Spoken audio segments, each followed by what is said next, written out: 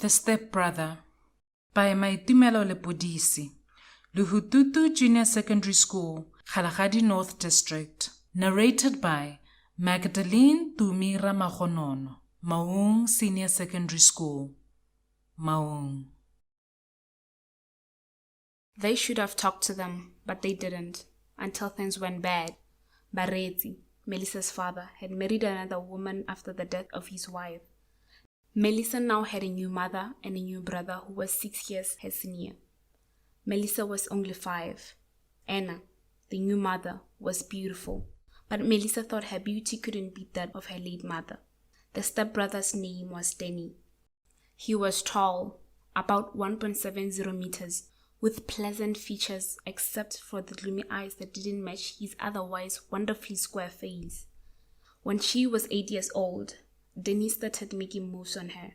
He lured her with colorful candy. "You want these, right?" Danny asked her, flashing a packet of sweets. "Yes, please," Melissa exclaimed. "Only under one condition, that you allow me to touch your little body."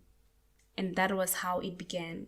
Sweets, body touching, more sweet, more body touching, until Danny enticed her to his bed.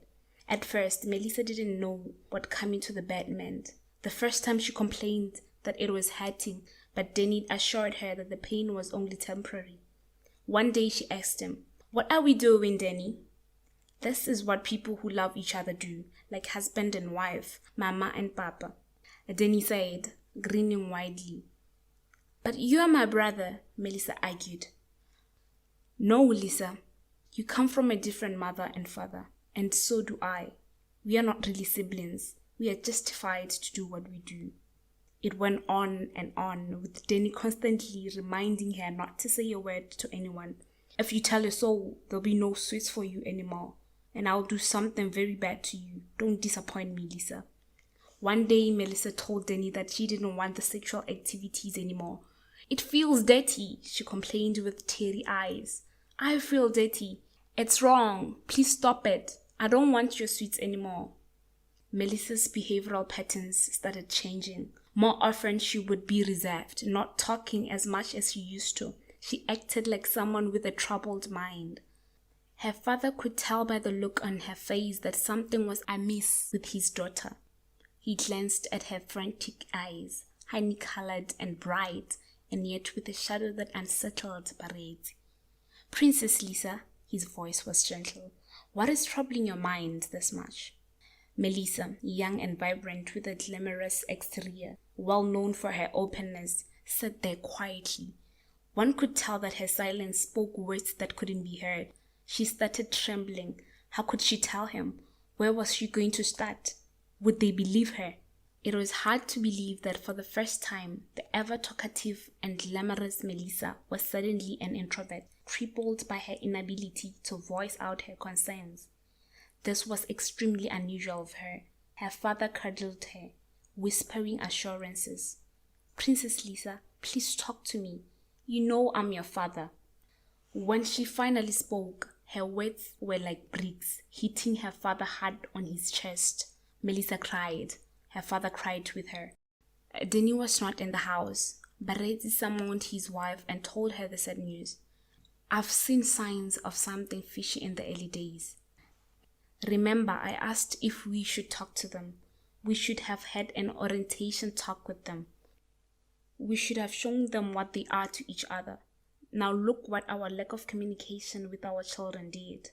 Anna was silent for some time and then said, "Lisa, are you sure about this? Are you not just imagining things?"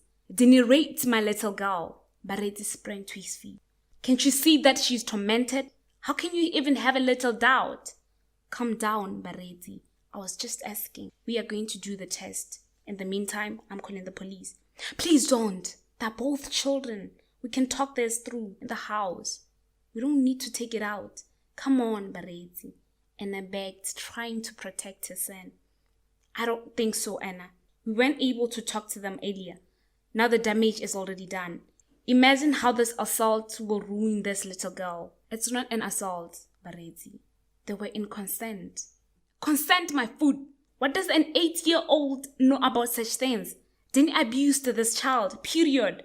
He knew exactly what he was doing. God, I can't believe you're defending him. As they were talking, Denny entered the house. There you are, you moron. Sit down right now. Barezi backed at him. Immediately, Denny sensed it. Lisa had let the cat out of the bag. How could Lisa betray him? They had agreed on confidentiality. I didn't do it, he said before being asked anything. You didn't do what? Barezi asked, resisting the urge to pound him down with fists. Whatever she said, I did, Denny said.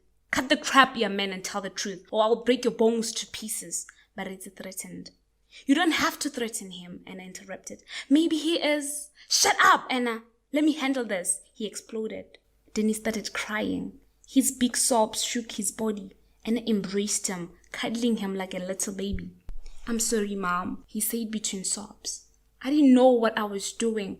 I thought we were only playing. Please don't take me to the police. With the confession, Barezi cried again, hoping that his daughter wasn't pregnant, or worse, infected with STIs. At that moment, he hated Denny deeply. To some degree, his mother too, for she was trying to defend him. The following day, they all went for counseling, promised that he would be thrown to the dogs if he ever did that again to anyone. Denny was sent away to live with his aunt in a village far away. With constant counseling sessions, Lisa became composed again and refocused on school. As for Barezi and Anna's marriage, it was rocky since the incident, but gradually, through the help of therapy and marriage counselors, they got better by the day. Now, they knew how important communication between parents and children was. They would never have to wait until things went bad. Take-home message. Step-parents have the responsibility of ensuring that their children are well informed on family issues and sexual health matters.